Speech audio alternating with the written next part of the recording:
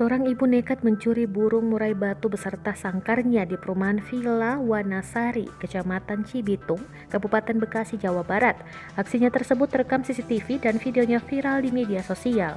Dalam melancarkan aksinya, pelaku mengendarai sepeda motor sambil menggendong seorang balita. Burung murai seharga 3 juta rupiah yang dicuri pelaku diketahui milik seorang anggota polisi. Dalam rekaman CCTV terlihat seorang ibu menggendong seorang anak di bagian depan sambil mengendarai sepeda motor bebek. Dia juga membawa burung murai beserta sangkarnya. Perempuan itu tampak mengenakan kerudung ungu dipadu baju pink.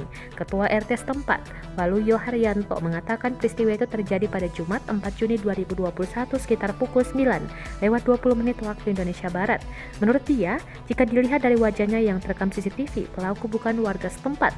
Diduga pelaku telah menguasai situasi di lokasi lantaran beraksi saat petugas keamanan sedang berkeliling komplek.